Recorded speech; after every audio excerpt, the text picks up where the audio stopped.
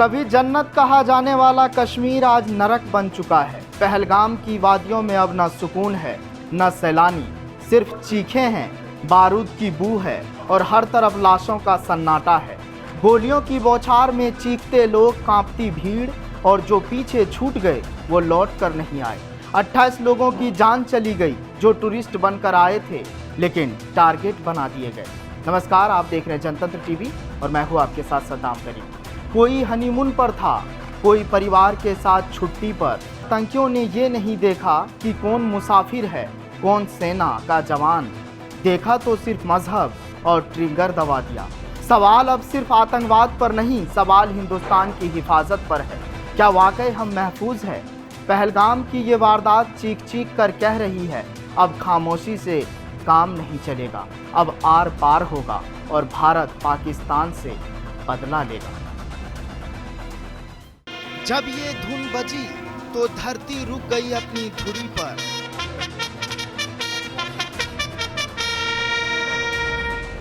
हवा रुक गई जनार देवदार बबूलों के पेड़ों से। गंगो चमन की लहरों ने रख दिया अपने गोदी में माथा। केसर के खेतों में हवाओं ने बिखेर दी खुशबू। सूरज की किरणों ने झुककर चूम लिए लालों के ललाट। गुलसिता जरा झूम कर देना रास्ता, मुल्क के मालिक जन्नत के गश्त पर निकले।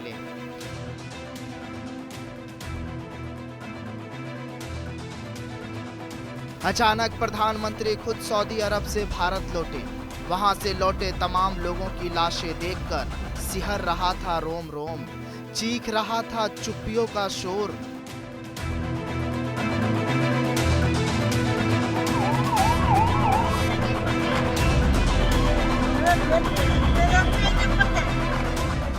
कश्मीर की ढलती हुई शाम को संभाल कर रखना मेरे देश, अपने खून से सींचा है हमने। इन तस्वीरों को बसा लीजिए अपनी निगाहों में। कहते होंगे इस रस्म को दुनिया से जाना, जाना नहीं है मेरे मुल्क, इसे गम को हो मेरे देश। हाँ रोई है हवाएं तो, हाँ रोई है फसलें तो, हाँ रोई है धरती तो, हाँ रोया है आसमान तो, लेकिन इस देश के बच्चों ने चूमा है इन सैलानियों का माथा। इस देश के हर माँ ने ली है अपनी लालों की बलाएं।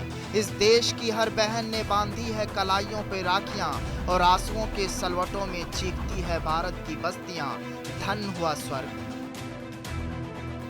अमर होकर तो कोई नहीं आया यहाँ, लेकिन जाने का सलीका कहाँ सीख पाते हैं सब। जाने का भेद आने के तसव्वुर से रो पड़े बाग, रो पड़े रास्ते, रो पड़े महफिले, रो पड़े मंजिले। शौक के सातवें सुर में बिलखता हुआ देश ठिठका हुआ था। रो पड़ी नदियां, लोगों ने झुक के दिया अंतिम विदाई। पहलगाम कभी टूरिस्ट का सपना, आज ताबूतों का शहर। जहां लोग सुकून ढूंढने आए थे वहां अब चीखों की गूंज है। 28 लाशें जिनमें सिर्फ शरीर नहीं मरे, पूरे परिवार खत्म हो गए। किसी का पिता नहीं लौटा, किसी की मांग उजड़ गई, किसी के सिर से बाप का साया उठ गया, किसी की गोद में लहूलुहान बच्चा पड़ा रहा था। टूरिज्म का चहकता मिनी स्विट्जरलैंड 5 मिनट में मातमगाह बन गया। जवान भी शहीद हुए, नवविवाहित नौसेना जवान भी नहीं बच सका। आंखें नम है, पूरा देश गमगीन है। लोग चाहते हैं यह आतंकी हमला जो हुआ है वो बेकार नहीं जानी चाहिए। पाकिस्तान के खिलाफ भी वैसा ही सुलूक होना चाहिए और जिन्होंने ये भी किया उसको बहुत बड़ी कीमत चुकानी पड़ेगी। वो अभी मेहंदी भी नहीं उतरी थी, सपने अभी बुनने शुरू ही हुए थे और तिरंगे में लिपटा उसका सुहाग लौट आया। नौसेना का जवान जिसकी आंखों में जिंदगी की चमक थी, आज सिर्फ एक फोटो फ्रेम में मुस्कुरा रहा है। इस बार पहलगाम ने सिर्फ खून देखा, इंसानियत नहीं। गोलियां चली, लोग भागे और जो पीछे रह गए उन्हें चुन चुन कर मार दिया गया। चश्मदीद चीख चीख कर कहती है, हमें नहीं मारेंगे, जाकर मोदी को बता दें। क्या धर्म पूछकर मारे गए लोग? क्या पहलगाम में भी अब मजहब जिंदगी से बड़ा हो गया? पीएम मोदी सऊदी दौरा छोड़कर भारत लौटे, शाह घाटी में डटे थे। सीसीएस मीटिंग भी बुलाई गई थी, पर सवाल है जब सब सो रहे थे तब इंटेलिजेंस क्या कर रहा था? क्या हमारे टूरिस्ट सिर्फ टारगेट है अब? सुरक्षा में चूक थी या इंटेलिजेंस फेल?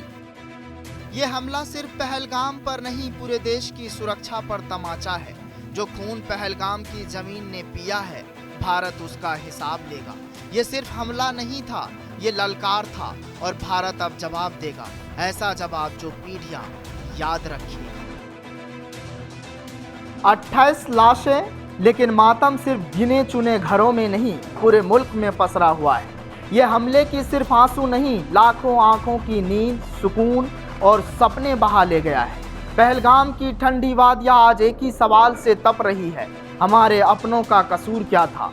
वो टूरिस्ट थे, आतंकी नहीं। वो मुसाफिर थे, मगर मौत ने मजहब पूछकर निशाना बनाया।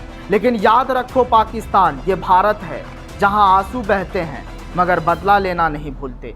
गुनहगारों को ना हिंदुस्तान छोड़ेगा, ना हिंदुस्तानी इस जख्म को कभी भूल पाएगा। फिलहाल इस कहानी में आज के लिए बस इतना ही। जनतंत्र टीवी पर खबरों का सिलसिला जारी रहेगा।